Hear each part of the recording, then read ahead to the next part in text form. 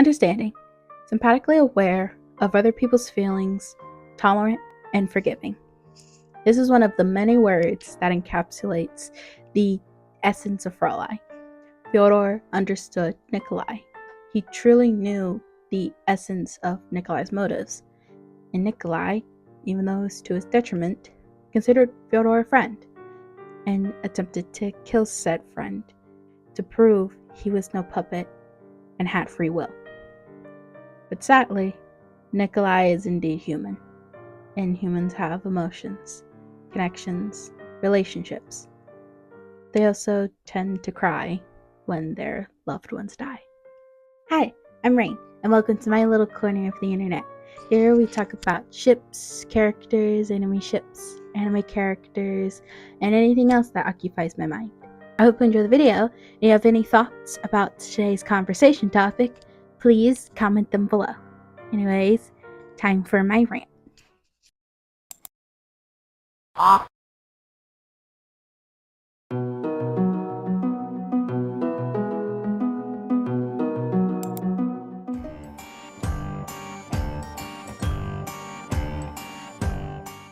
Bernadette, you are my liberty.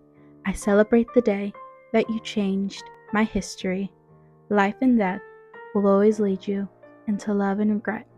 But you have answers, and I have the key for the door of Bernadette. These are lyrics of the song Bernadette by IAMX.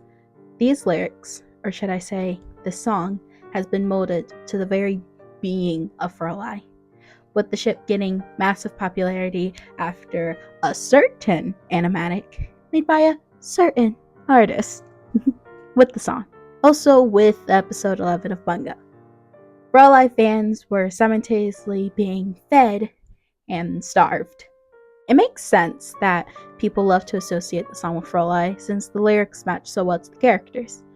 For example, if we go back to the lines I recited earlier, Bernadette, who is Fyodor, you are my liberty.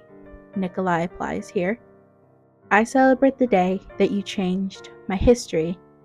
We hear over and over again on how Fyodor has changed Nikolai's entire life just by understanding who he was.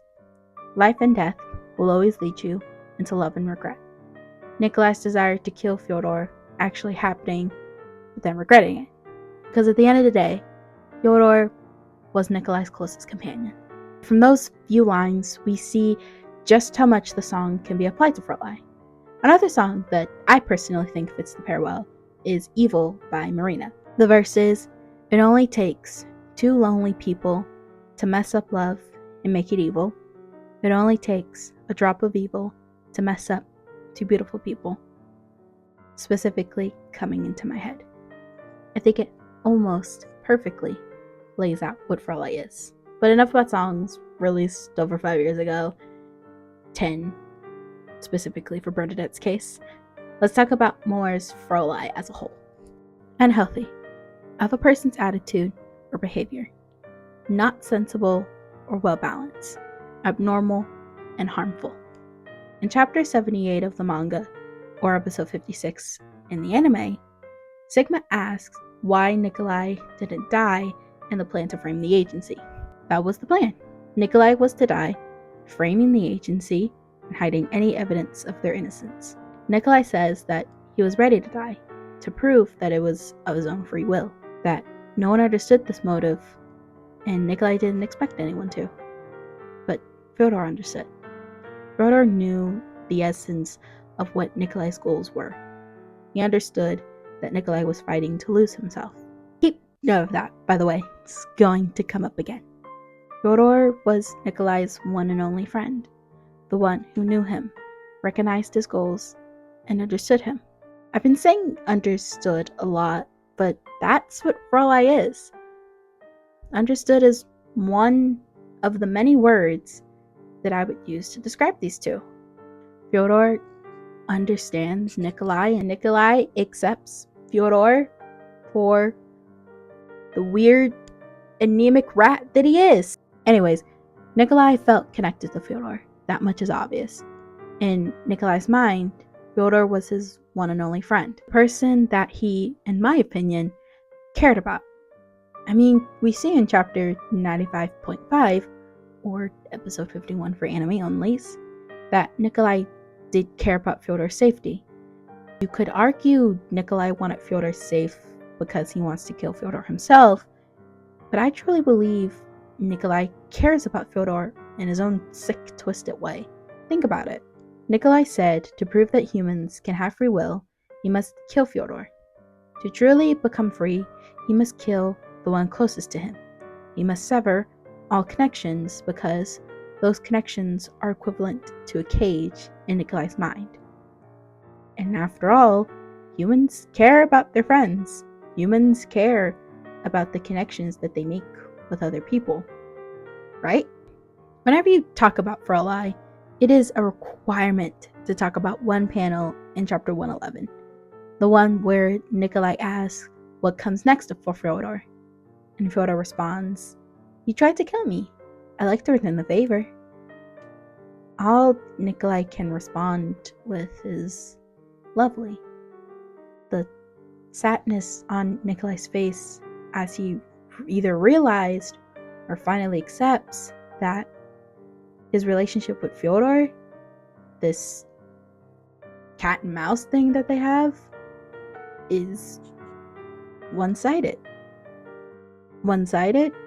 But Rain, you've been telling us how the relationship is based on understanding and how Nikolai feels so connected to Fyodor, how Nikolai cares for Fyodor, how Nikolai thinks of Fyodor of his one and only friend, and how Nikolai and wait a minute.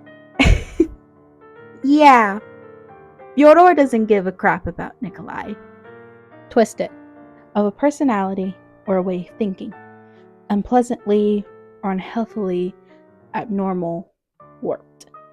A man with a twisted mind.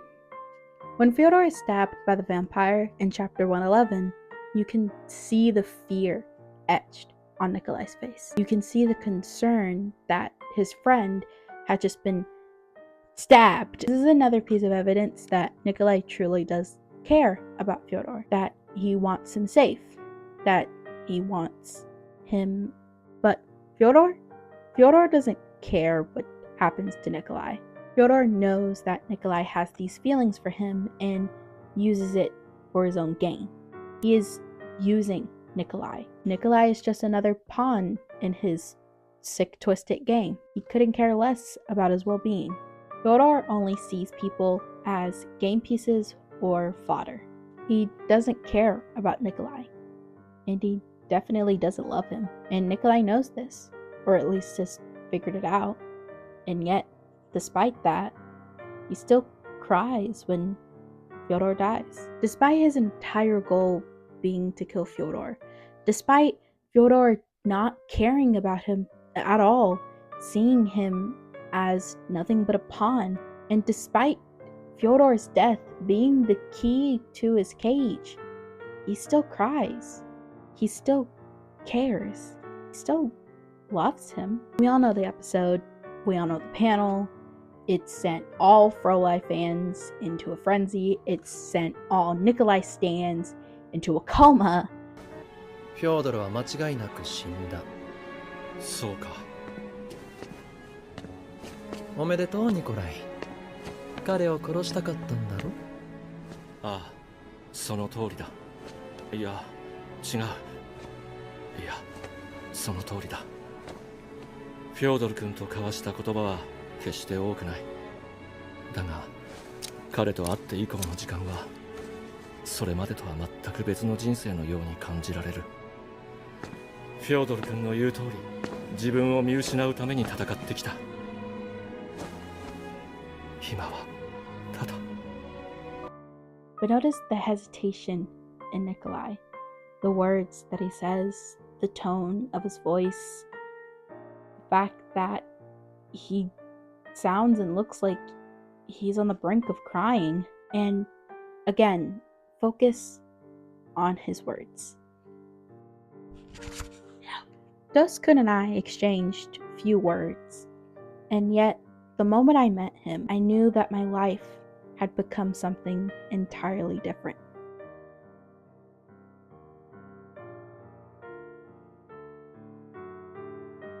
Fyolai is a twisted story of unrequited love. Nikolai is a story of fighting to lose yourself. Nikolai wants to escape the cage that is his mind. He wants true free will, to fly away and become a bird. He fought for freedom, and in the end, he was simply relocated into another cage and lost the person that had encaptured him, the one person that understood him, one person he cared about, did not reciprocate those feelings. Nikolai will never be free, at least not in the way that he wants it, because unfortunately, Nikolai is human, and humans tend to cry when their loved ones die. Thank you so much for watching this video. These two sad, tragic little black and white chess pieces have been on my mind for months. And after a over 1,500 word script, they're still on my mind. In any case, again, I really hope that you enjoyed this video because I've put a lot of work into it. And I hope whatever task that you were doing while you're watching this video, whether that be cleaning, drawing, crocheting maybe, I hope that you've made significant progress or have finished whatever work you've done and are proud of it. Make sure to drink some water, eat something yummy. Okay? Bye-bye.